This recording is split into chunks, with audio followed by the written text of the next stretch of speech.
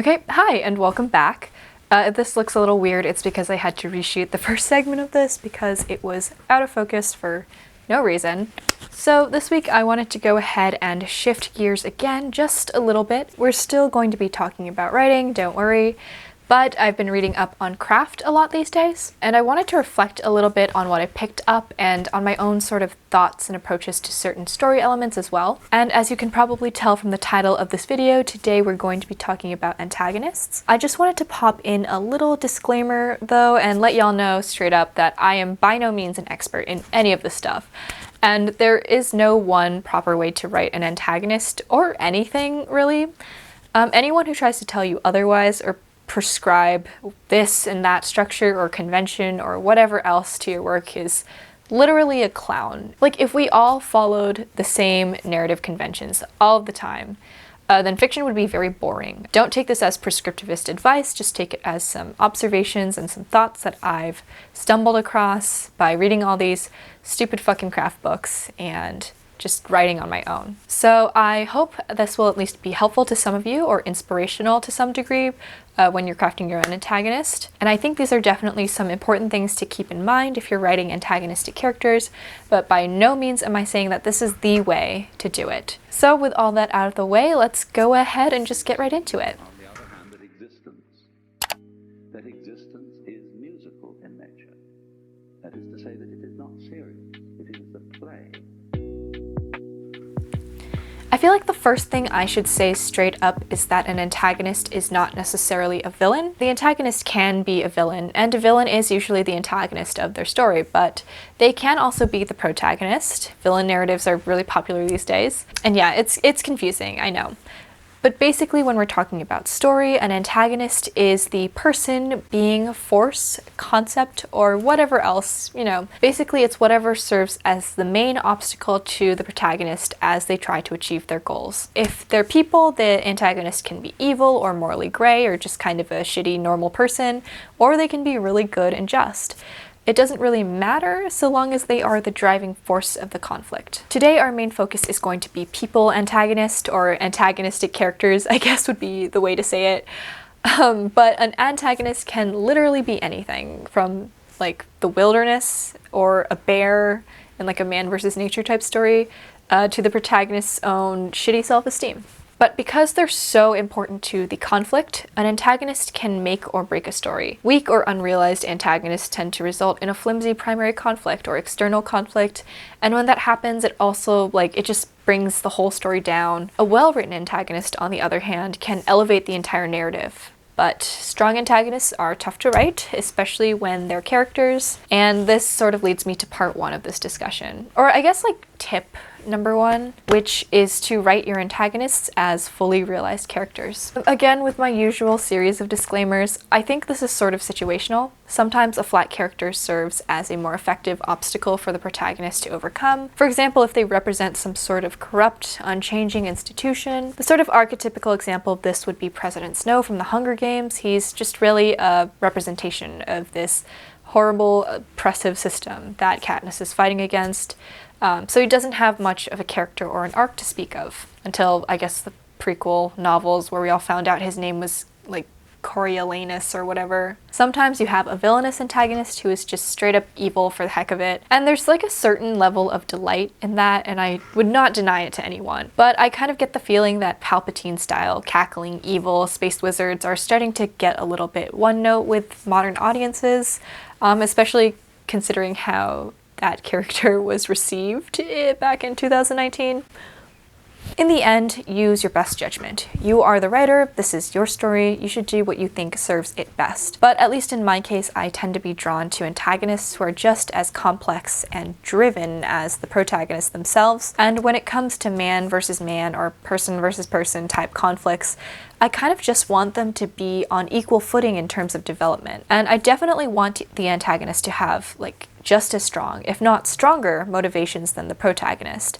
I think this just sort of helps it feel like there's an actual risk or an actual obstacle to overcome, not just a plot device short fence to hop over. An antagonist who feels like a person and who feels like a driven person feels like more of a threat. Also, circling back to that plot device comment, I guess, without proper development, an antagonist does sort of tend to feel like they're not a person, like they're just, another plot device, and they have the potential to be so much more. They can be a foil character that highlights the protagonist's strength with their flaws, or be a dark reflection of the protagonist that reflects their own worst traits back to them, but taken to an extreme. There are literally so many possibilities and combinations, especially when you start to take theme into account, and this only happens through character development and having a fully fleshed out, developed antagonist who feels like their own person. And a super well-developed antagonist isn't a necessity, especially if you're writing from like first person point of view. I feel like you're not going to see a ton of that antagonist character anyway, but it can really take the story from something that's very one note, like MI6 agent hunts down an assassin, to like an MI6 agent and an assassin engage in a long-term high stakes game of cat and mouse, where they continually outwit and outmaneuver one another while their mutual growing obsession rapidly ruins their lives, which obviously is from Killing Eve, but imagine if Villanelle were just a one-note character for Eve to hunt down. It literally would be the most generic, basic story ever. So moving on to part 2, or tip number 2, I guess.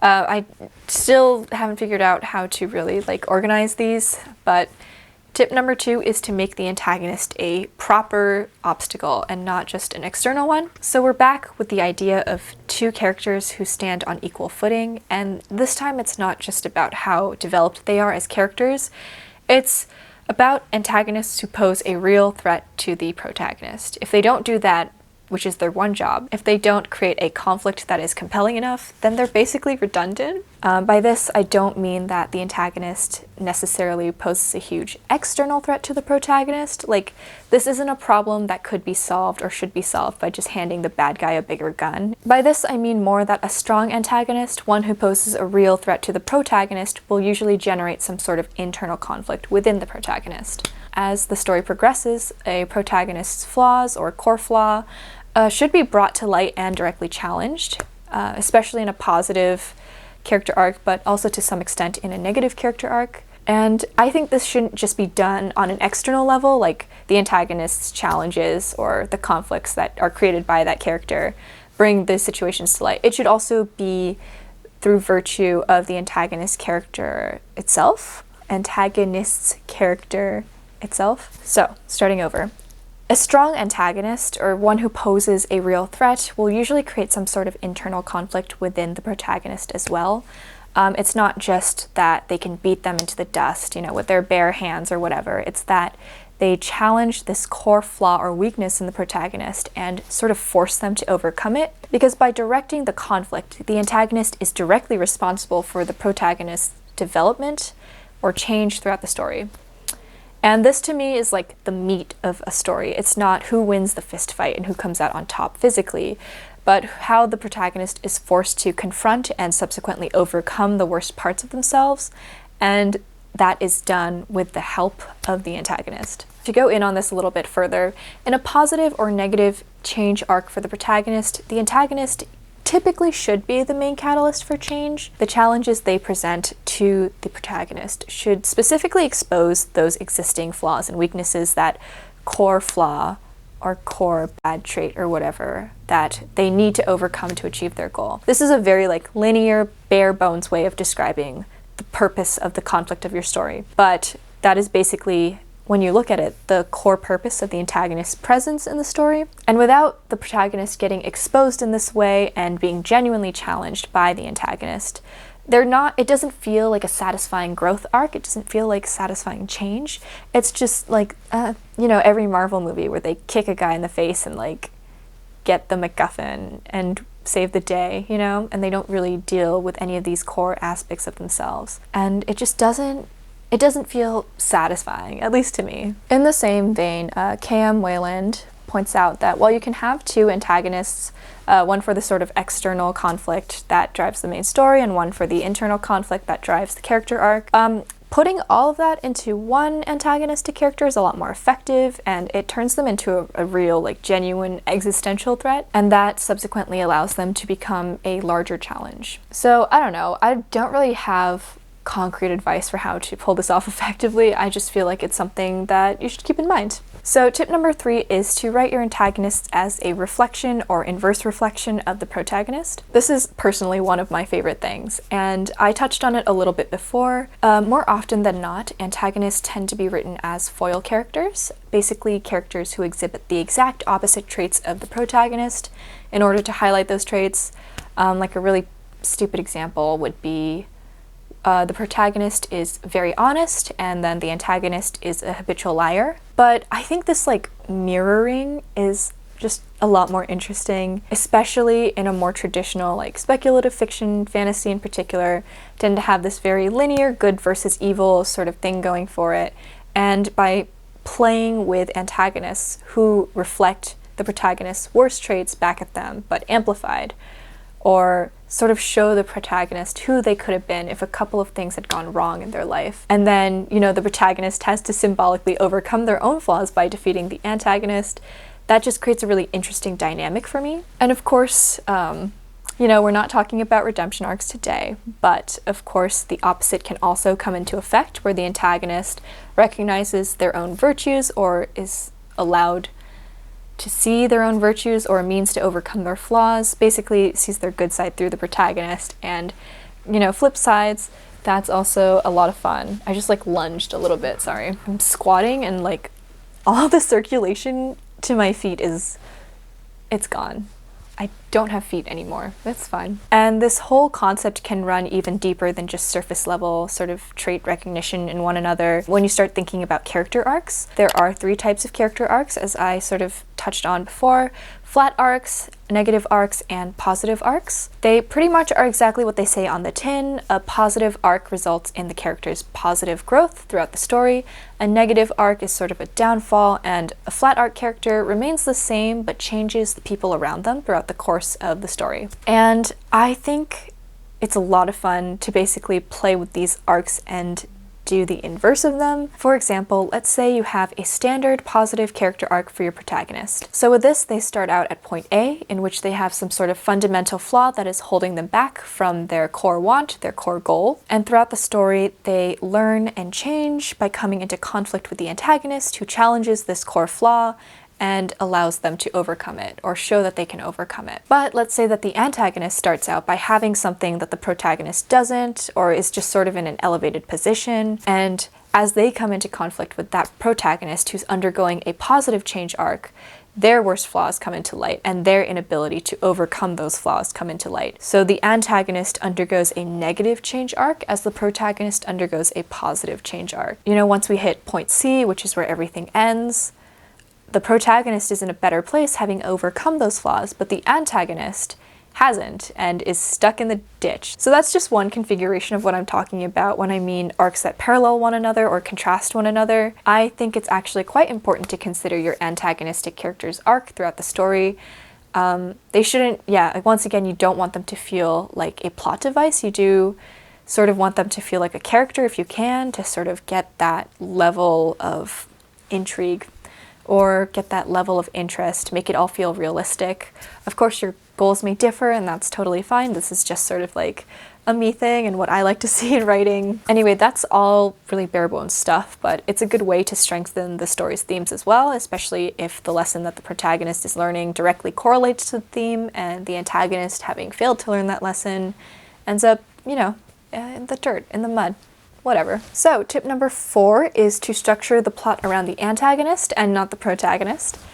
I'm going to keep citing K.M. Weiland because I've been really deep into her book, Creating Character Arcs, these days, but in a 2016 blog post, which I will link below, she recommends plotting the book starting with the antagonist. So I sort of said this, but Weiland goes ahead and states that the antagonist should be not only the catalyst for most of the conflict, but also the catalyst for the entire plot and basically the story itself. So in this post, Weiland goes on to suggest that you basically start brainstorming or outlining the story from the antagonist's perspective, basically, and figuring out what their wants and desires, those are the same thing, what their goals and motivations are before you really flesh out the protagonists. Once you do, you sort of have the basis for the conflict all ready to go. And Her point is that you can organically evolve the conflict from this basis, but I think it is good practice, not necessarily for that reason, but because you have a stronger start to your story. You have a stronger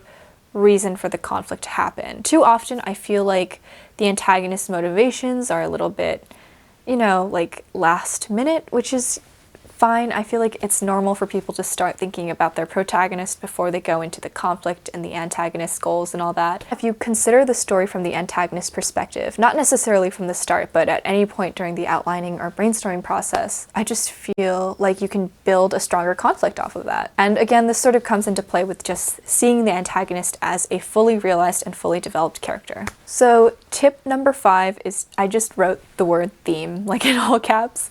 So tip number 5 is theme, and take that into consideration. I just really love it when antagonists and protagonists are in thematic opposition and not just a plot-based opposition. I am of the personal belief that for a story to have weight to it and for a story to be satisfying and to feel tight, basically, the plot, character arcs, and theme all need to be very deeply connected. And at the core of all of that is the primary conflict between the protagonist and the antagonist. So when we're talking about theme and stories in general, the place where you're going to see theme the clearest is in the protagonist and their arc. This isn't necessarily a great way to see theme, but generally speaking, the lesson that your protagonist learns along the way throughout the course of the story is going to correlate very strongly to the theme. And because of this, that means the antagonist, who is so closely connected to the protagonist's arc, is also very deeply linked to theme as well. But an antagonist who's written without